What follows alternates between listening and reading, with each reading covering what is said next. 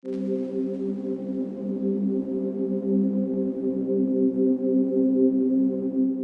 you're taught you can't do anything, you won't do anything. I was taught I could do everything.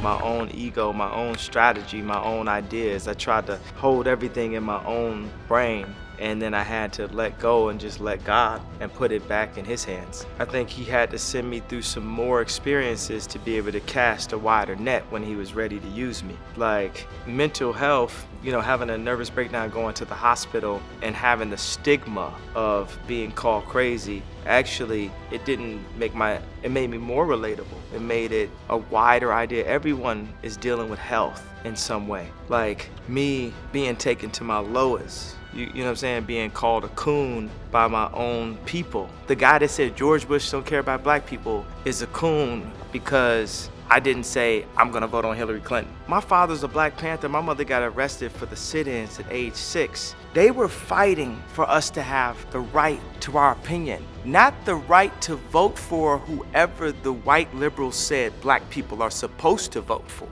My mother never raised me to ask for a handout. Like a lot of people that got into this game, they walking around with somebody else's chain on or driving somebody else's car and didn't even pay for the shoes that they got on their feet. My mother had a decent job, you know what I'm saying? But she gave me a little allowance, $15, $20 a week, and I had to go out and get my own job at age 15. Matter of fact, at 14, I was cutting hair in a barbershop, so it was instilled in me to go out and just get it, and that made me be a leader around a lot of black men. A lot of times, I feel like a lot of people just rapping because it's free. You know what I'm saying? What you gotta do, especially now with Jay writing his rhymes in his head, people ain't gotta pay for paper no more. Now, everybody just feel like they finna just, you know what I'm saying, come out and be a rapper out the blue. At least with a production, you have to go up and figure out a way to get equipment up and go buy records and do different things. So I'm talking about the work ethic is so serious. And up here at Baseline, up at The Rock, people work. The work ethic is crazy. That's why I feel like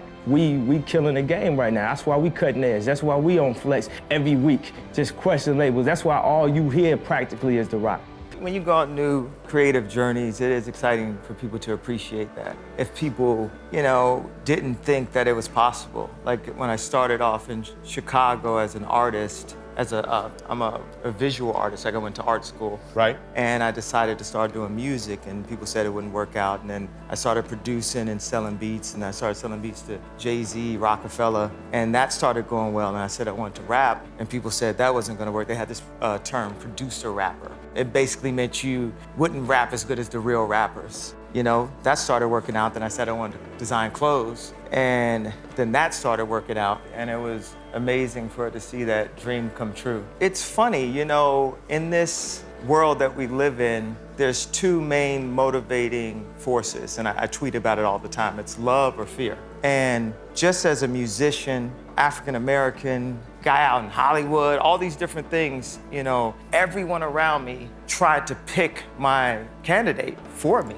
They say people don't stand up and protect their dreams. People are too scared of getting, spoofed in a way. And the irony of it is so many people that are creatives, think about a creative person in school. When you picture them, you probably picture them all the way in the back of class, sketching or maybe getting beat up. And I'm the one creative, and this is the reason why I went on stage. This is the reason why I did this, because creatives have got beat up my entire life. And there's moments where I stood up to drug dealers in Chicago and said, you can't have my publishing, come and kill me. Do whatever you're gonna do, but you're not going to bully me. You're not going to stop me, because my mother made me believe in myself. No matter how many people tell me, stop believing in yourself. Stop saying what you can do. Stop affirming what you're gonna do and then completing that in real life. That's the improper way to do it. I refuse to follow those rules that society has set up in the way that they control people with low self-esteem, with improper information, with branding, with marketing. I refuse to follow those rules. It's about truth, it's about information, it's about awesomeness, and the only luxury is time. It was weird. I was looking at, we're doing St. Pablo, And the cultural impact is incredible, but I'm looking for other forms of validation when there's other frequencies and other currencies. So just because it's not playing on the radio, of course we had, Father Stretches in the club and on the radio a bit, like it went to #1. But, to put that same amount, if not more work into a piece of work, and then you're used to it coming out like Graduation, where everything is everywhere, it's frustrating. And really, ever since the Taylor Swift moment, it had never been the same, the connection with radio. It's like, whatever powers that be, it was much harder after that. And then also, LA, leaving Universal, he had that radio locked. So if you're an artist and you sign to a major label, you want to be on the radio, especially if you popular, if you popping, if you're one of the most famous people on the planet and people love your music and all the best artists in the world are coming to your concert and all friends is like, there's two main motivating forces, and I tweet about it all the time. It's love or fear. You can't explain love. My cousin is locked up for murder. I love him. And so he did a bad thing, but I still love him. And just as a musician, African-American, guy out in Hollywood, all these different things, everyone around me tried to pick my candidate for me. So even when I said it right before I went to the hospital and I expressed myself, and when I came out, I had lost my confidence. So I didn't have the confidence to take on the world and the possible backlash. And it took me a year and a half to have the confidence to stand up and put on the hat, no matter what the consequences were. And what it represented to me is not about policies, and because I'm not a politician like that, but it represented overcoming fear and doing what you felt, no matter what anyone said, and saying, you can't bully me. Liberals can't bully me, news can't bully me, the hip hop community, they can't bully me. Because at that point, if I'm afraid to be me, I'm no longer Ye. That's what makes Ye. And I actually quite enjoy when people a few days before the MTV Awards, it hit me in the shower. And when I first thought of it, I just started laughing to myself. And it like all this joy came over my body, just through my soul. And I just felt that energy, I felt that spirit. So then 2 days later, I accepted the Michael Jackson Video Vanguard Awards at the MTV Awards. And instead of performing, my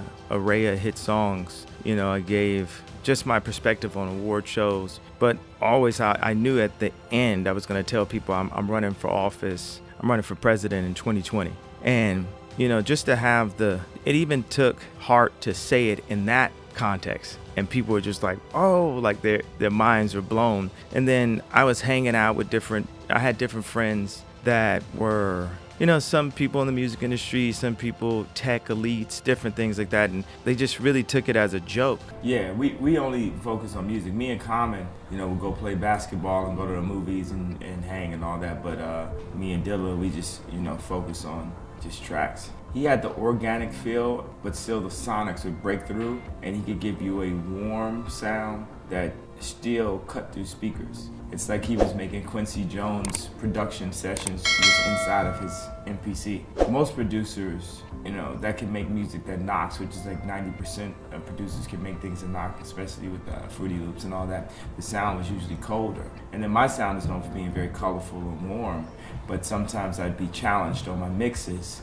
that everything didn't knock as hard as I wanted to. Or maybe by the time it came out it did, but people didn't realize I did 27 mixes to get to that point. But Dilla, every time, it's like that kick just sat so perfectly.